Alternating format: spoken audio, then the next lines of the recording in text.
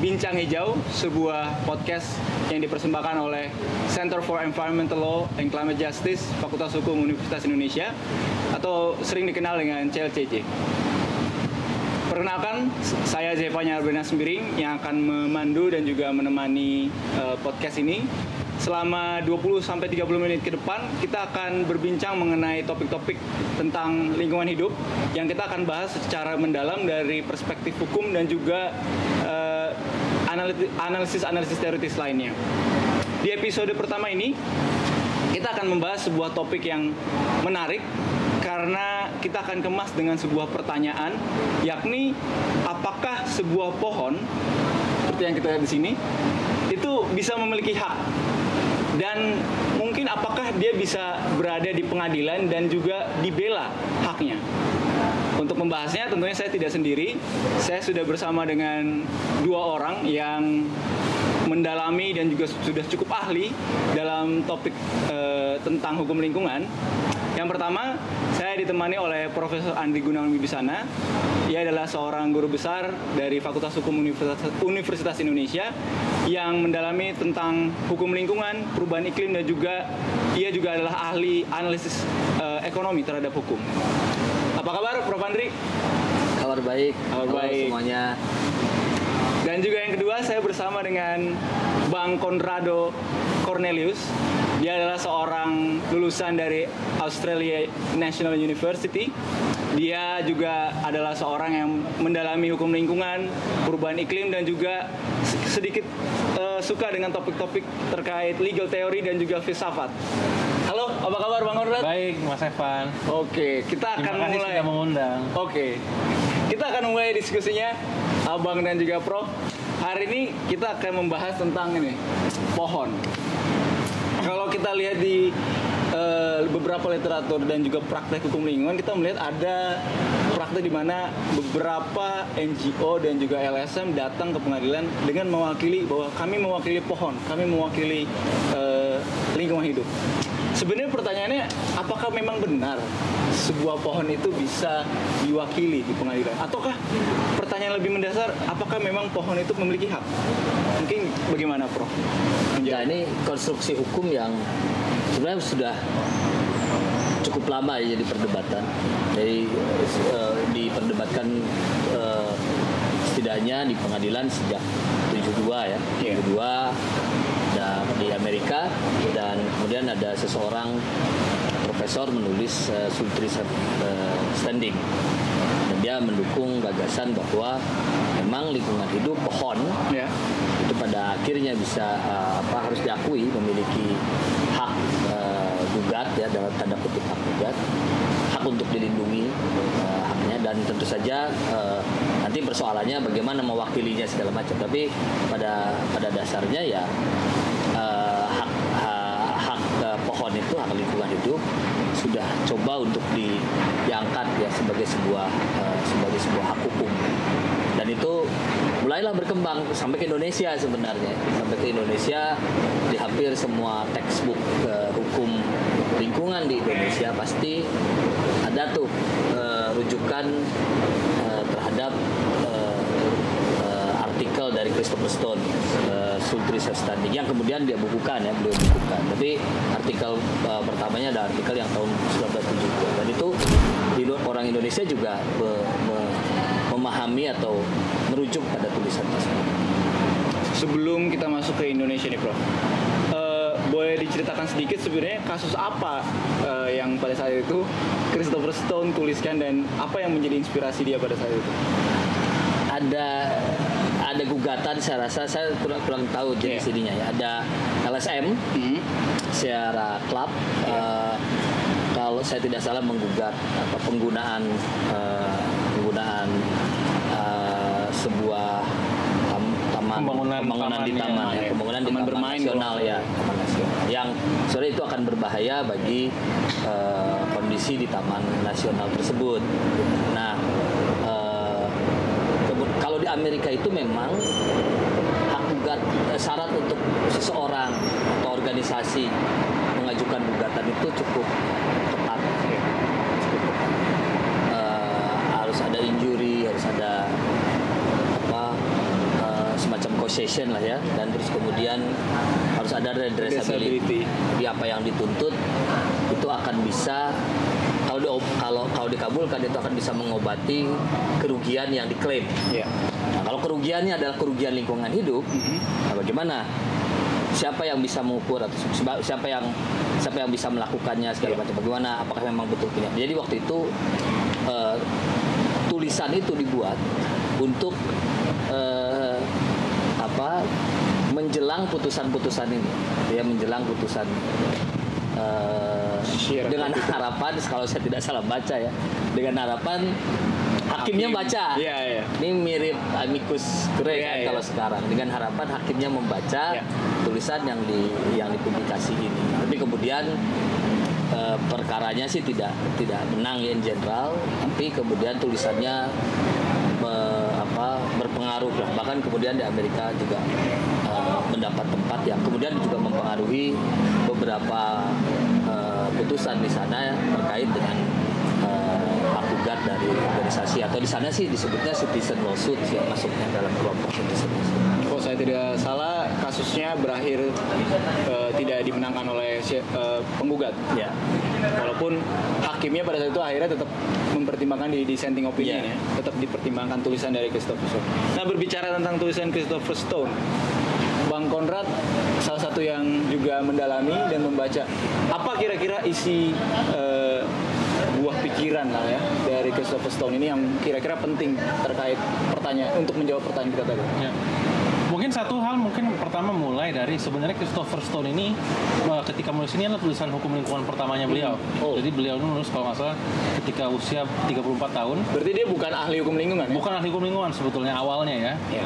Jadi kalau saya nggak salah dia mengajar di USC Law School, University of US ya. Southern California kalau saya nggak salah ya, USC. Dan dia mengajar biasanya justru mata kuliah seperti constitutional law, administrative law, dan law of trust gitu. Namun pada saat itu ya seperti tadi Prof. Andri sampaikan, ada kasus Sierra Club versus Morton. Itu sedang ingin membangun sebuah wahana bermain ya, theme park, kalau nggak salah Disneyland kalau saya nggak salah, itu di daerah namanya Sierra Valley. Nah, pembangunan itu ya akhirnya Sierra Club itu menggugat pembangunan theme park tersebut, dan pada saat sedang banding ke Mahkamah Agung, itulah saat dimana Christopher Stone menulis tulisan ini. Jadi judulnya seperti tadi topik sesi hari ini, apakah sebuah pohon memiliki hak? Sebenarnya itu kita terjemahkan secara literal dari tulisannya Christopher Stone, Should Trees Have Standing. Nah, jadi Should Trees Have Standing ini ia tulis awalnya betul seperti Prof. Andri tadi bilang sebagai artikel jurnal, dan sebelum terbit itu dikirimkan kepada Mahkamah Agung sebagai amicus curiae brief gitu. Ya, sekali lagi dengan harapan untuk dibaca. Ya. Poin pokok daripada tulisannya Stone ini sebenarnya ingin menggugat cara pandang hukum yang konvensional yang cuma melihat hal-hal di luar manusia itu justru sebagai objek, bukan sebagai subjek. Jadi misalnya ya dalam hal ini lingkungan hidup, misalnya dia sebelum kemudian berargumen bahwa media lingkungan harus memiliki hak, dia mulai dengan kasus-kasus pencemaran sederhana. Jadi biasanya kalau dalam kasus pencemaran sederhana, katakanlah pencemaran di sungai gitu ya, oleh pabrik sebagai tergugat, lalu komunitas di sekitaran sungai itu sebagai penggugat, sebagai korban gitu ya. Biasanya kalau dalam konteks pencemaran seperti ini, selalu yang kepentingan hukum yang dipertimbangkan oleh hakim adalah kepentingan dari si pabrik tergugat dan si penggugat. Dan kalau dalam konteks penggugat, apakah penggugatnya yang dirugikan? Apakah penggugatnya mengalami injury? Jadi perdebatan selalu di antara dua pihak ini dan objek ya dalam konstruksi media lingkungan sebagai objek nggak pernah dibicarakan. Padahal sebenarnya di dalam aliran sungai tersebut ada juga ya spesies-spesies makhluk hidup yang habitatnya di situ seperti penyu dan lain sebagainya, dan itu dirugikan. Tapi itu tidak pernah menjadi menjadi tidak pernah disorot menjadi liputan utama di dalam gugatan-gugatan pencemaran lingkungan ini. Nah, akhirnya Christopher Stone bertanya, apakah mungkin di zaman modern seperti ini, ya setidaknya kala itu ya, untuk media lingkungan itu bisa dianggap sebagai sebuah subjek hukum. Jadi peralihan dari melihat media lingkungan sebagai objek kemudian menjadi subjek hukum. Jadi bicara tentang environmental personhood gitu ya. Dan ada tiga poin penting yang Christopher Stone sampaikan dalam tulisannya ini. Jadi untuk sebuah entitas apapun itu untuk memiliki hak, dia sekurang-kurang harus memiliki 3 karakteristik. Pertama, dia memiliki right of its own gitu kan, hak untuk hak yang dia miliki demi dirinya sendiri. Kemudian ketika ada kerugian itu memang diatribusikan kepada dirinya sendiri gitu ya. Lalu yang ketiga, ketika ada kompensasi ataupun ganti kerugian itu diberikan untuk manfaat dirinya sendiri. Jadi misalkan dalam konteks lingkungan hidup seperti tadi, kalau dalam pencemaran kerugiannya selalu diasosiasikan dengan kerugian yang dialami oleh komunitas manusia lah ya. Oleh manusia. Korban manusia. Justru yang nggak dilihat adalah misalkan kerugian di luar aliran sungai tersebut sendiri. Nah, itu yang ingin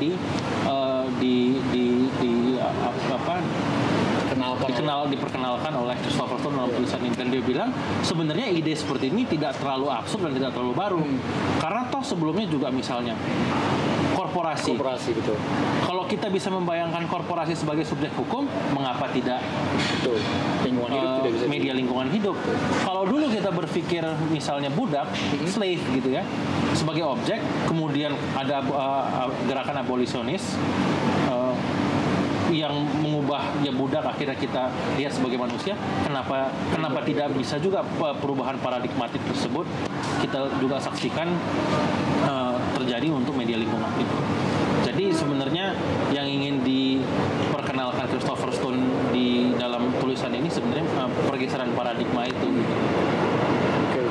Jadi berangkat dari sebuah metafora pohon, sebenarnya pohon itu hanya sebuah sebuah metafor, gambaran. Sebenarnya secara luas lingkungan hidup lah yang harusnya sebenarnya. Apapun itu, bisa pohon, bisa air sungai, danau dan sebagainya.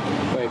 Berarti tulisan Christopher Stone ini pada saat itu cukup menjadi tulisan yang penting karena dia memperkenalkan sebuah pemikiran baru yang berasal dari kritiknya terhadap situasi hukum yang ada pada saat itu. Dan memang ini waktu itu konteksnya juga dalam dia mengkritik common law yang ada di tradisi Anglo-Saxon gitu. Betul.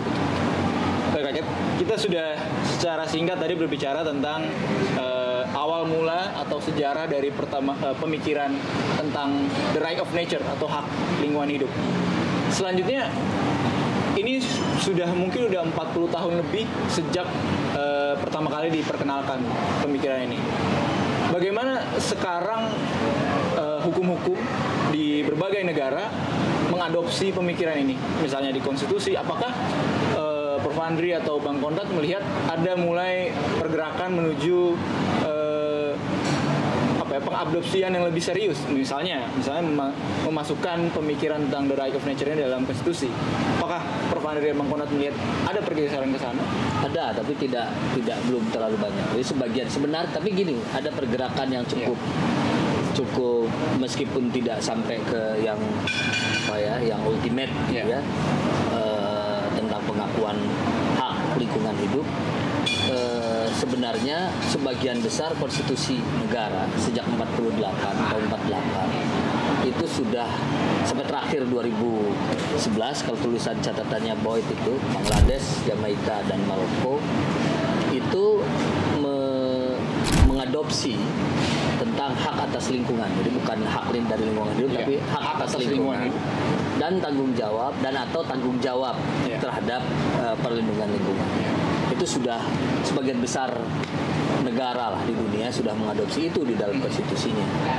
Nah, tapi memang degree-nya beda-beda.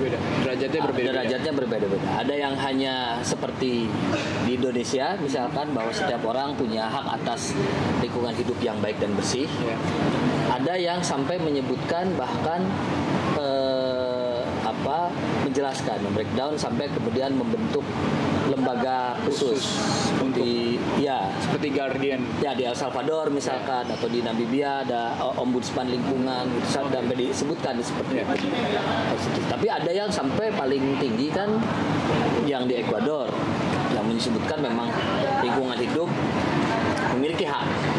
Ya, jadi ada hak dari lingkungan hidup.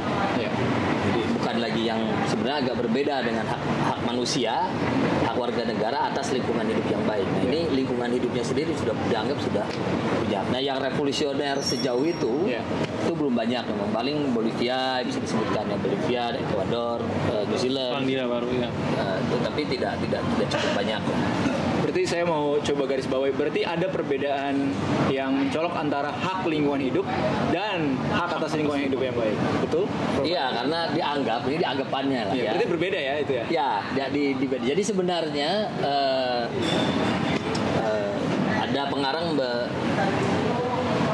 menyatakan bahwa hak ada namanya environmental rights. Kalau environmental rights itu sebenarnya hak prosedural, hak atas informasi, hak untuk berpartisipasi, gitu ya. Ada right to the environment, yaitu hak atas hak manusia atas lingkungan hidup, bisa termasuk substantif, bisa termasuk prosedural, tapi juga bisa substantif, termasuk misalkan safe climate, kalau menurut Boyd ya, safe climate, udara yang bersih segala macam. Tapi ada yang terakhir adalah the right of the environment. Jadi memang the right of nature dibedakan seperti itu. Nah, tuduhannya adalah ketika kita berbicara hak atas lingkungan sebagai hak asasi manusia, tadi right to the environment, to clean environment, right to clean environment sebagai bagian hak asasi manusia, yaitu kritiknya adalah ya perspektifnya masih perspektif antroposentris. Karena bagaimanapun hak atas lingkungan itu ya haknya manusia. Gitu ya. Jadi yang sementara lingkungan hidupnya sendiri. Jadi gini, kita melindungi lingkungan hidup ya karena itu berguna bagi manusia. Jadi bukan karena lingkungan itu sendiri punya nilai secara intrinsik. Gitu. Jadinya seperti itu. Nah, yang terakhir ini yang kemudian right of nature ini mendorong untuk lebih jauh ya. Beranjaklah dari gagasan antroposentris menuju ekosentris. Kira-kira seperti itu landasan etisnya ya. Kalau ke Bang Konrad, melihat ada sebuah gerakan yang lebih ekosentrik ini, melihat bahwa kita harus melindungi hak atas lingkungan itu harus melampaui sampai the right of nature itu sendiri kayak gitu. Kalau menurut Bang Konrad melihat dari tadi pengarang David Boyd, apa yang kira-kira Bang Konrad bisa dapatkan dari pandangan beliau dalam hal ini? Itu mungkin dikaitkan lagi dengan mungkin literatur Christopher Stone sebelumnya. Jadi ketika kita bicara juga tentang hak lingkungan ya, right of nature, itu kita sebenarnya nggak membayangkan untuk melekatkan semua hak yang bisa kita bayangkan kita berikan kepada lingkungan, nggak seperti itu. Jadi bahkan misalnya ketika kita menganggap korporasi sebagai subjek hukum dan memiliki hak, tentu nggak semua hak-hak yang dimiliki oleh korporasi itu sama dengan hak manusia yang kodrati gitu ya. Itu tentu yang berbeda. Misalnya kan contoh, kalau kayak di Amerika di dalam tulisannya Christopher Stone, korporasi misalkan tidak bisa plead the fifth, jadi dia nggak bisa melakukan pembelaan yang non self incrimination. Saya nggak mau bersaksi yang bisa mengkriminalisasi saya. Dia juga bisa misalkan hak anak kecil juvenile di bawah umur 15 tahun di dalam diberikan hak-hak tertentu misalkan dalam konteks peradilan anak, tapi walaupun dia punya hak-hak tertentu dalam konteks peradilan anak, dia anak umur 15 tahun tidak memiliki hak untuk melakukan voting. Jadi kalau kita bisa membatasi hak-hak untuk subjek-subjek hukum semacam ini, demikian juga kita juga pasti akan memberikan pembatasan-pembatasan tertentu terhadap subjek hukum dalam konteks ini lingkungan hidup itu sendiri. Nah, dalam tulisannya Boyd, kalau Christopher Stone kan hanya berhenti berbicara tentang bahwa lingkungan hidup itu harus memiliki hak. Kalau Boyd bahkan berinsikan lebih jauh, bahkan di dalam right of nature ini nanti ada right of species, ada right of animals, yang karena pada akhirnya tentu kalau kita bicara tentang misalkan hak binatang gitu ya hak binatang kali right of animals, tentu itu spesifikasi haknya akan berbeda dengan katakanlah pohon gitu ya. Misalnya kalau hak lingkungan hidup akan dilanggar ketika ada pencemaran atau kerusakan. Kalau right of animals mungkin konteksnya ketika misalkan ada pemburuan liar, poaching dan lain sebagainya. Tapi konstruksi-konstruksi seperti ini tetap perlu. Dan ini semua masih di dalam rumah besar sebenarnya right of nature. Oke. Iya, tadi kita sudah berbicara soal bagaimana pengadopsiannya di dalam konstitusi, dalam hukum-hukum domestik di berbagai negara. Tapi sebenarnya ada satu pertanyaan yang sedikit muncul lah di kepala saya dan juga mungkin ada di kepala rekan-rekan sekalian. Ketika kita memberikan hak kepada hewan, kepada pohon, misalnya kepada kucing, kepada flamingo, apakah bisa gitu mereka datang seperti kucing gitu datang ke pengadilan atau flamingo tuh terbang ke ICJ gitu untuk saya minta hak saya dipenuhi gitu. Nah, ketika kita berbicara tentang memberikan hak kepada mereka, sebenarnya apakah memang memungkinkan mereka memang benar-benar datang ke pengadilan atau sebenarnya kita melakukan perwakilannya lewat cara lain, misalnya ada entitas tertentu atau dalam tanda kutip guardian yang tampil mewakili hak mereka.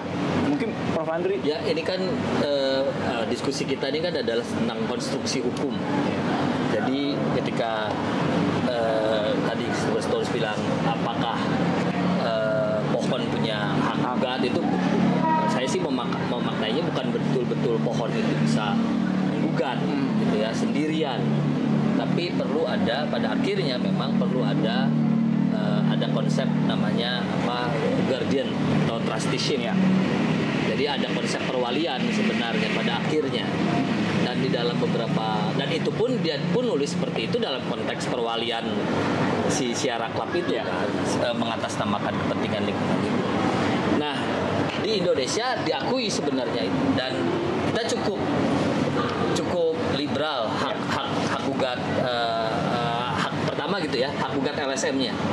Jadi hak gugat LSM di Indonesia atas lingkungan hidup itu jauh lebih gampang menurut saya ketimbang LSM menggugat di Amerika. Karena di sana harus ada injury dari setidaknya atau imminent injury dari setidaknya salah satu anggotanya.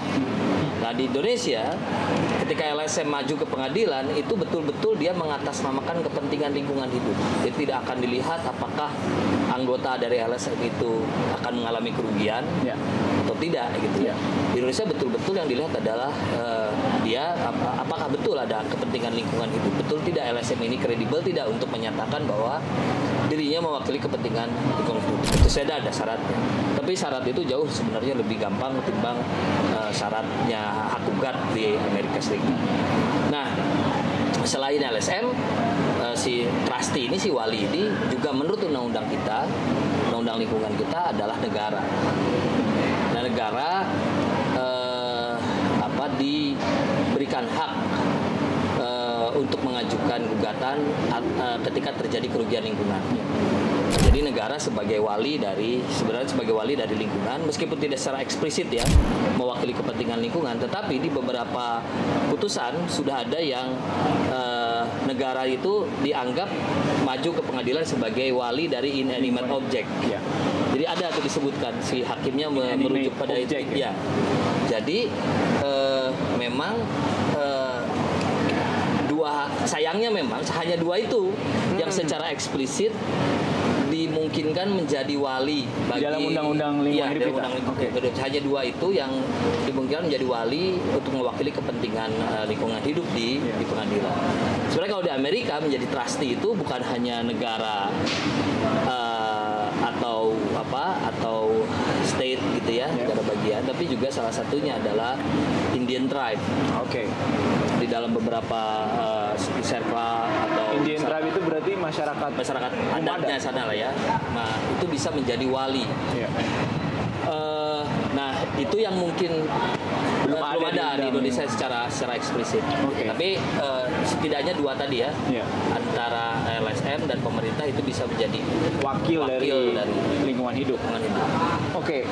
Tadi Prof. Prof. Andri menyinggung sedikit soal masyarakat hukum adat nih, Bang Konrad. Bang Konrad sendiri melihat apakah ada potensi di mana Indonesia sebenarnya juga bisa mengakui gitu masyarakat hukum adat sebagai wakil dari lingkungan hidup, atau dalam ini misalnya pohon atau yang ada di tanah ulayat misalnya. Ya, justru mungkin kalau dalam konteks Indonesia, potensi masyarakat adat sebagai guardian atau trustee untuk sebuah media lingkungan itu justru sangat mungkin dan bisa sangat dijustifikasi bahkan dengan bahan-bahan literatur hukum yang ada di Indonesia. Misalnya kita bisa bahkan mengutip ya Van Vollenhoven gitu ya, untuk menunjukkan memang ada sebuah hubungan ada keterikatan antara manusia Indonesia dengan tanahnya, itu bukunya beliau gitu ya. Dan sebetulnya juga di dalam tulisannya Christopher Stone ya, yang tadi Should Trees Have Standing, Stone sendiri bahkan memang justru lebih mendorong guardianship itu dilakukan oleh masyarakat. Argumennya sederhana. Misalnya begini, memang bagus ya ada bahwa trusteeship atau guardianship itu dipegang oleh negara atau juga bahkan bisa dilakukan oleh LSM. Tapi dalam konteks lingkungan hidup yang akan lebih berhubungan langsung, berinteraksi langsung dengan sebuah media lingkungan itu biasanya dalam masyarakat sekitar. Jadi misalkan contoh, ketika misalkan sungainya mulai tercemar, orang pertama yang pasti akan tahu sungai tercemar itu adalah masyarakat sekitarnya. Dan ya dalam konteks Indonesia ya kita biasa sering menyebutnya ya dengan masyarakat hukum adat. Jadi ini sebenarnya menjadi titik masuk yang bagus justru dalam konteks Indonesia untuk barangkali mulai melihat peran masyarakat hukum adat itu bisa menjadi sentral dalam perlindungan lingkungan. Jadi lebih penting lagi gitu perannya. Ya, semakin penting lagi gitu. Bahkan sampai pada level di mana mereka mewakili kepentingan lingkungan hidup di pengadilan. Di pengadilan, betul.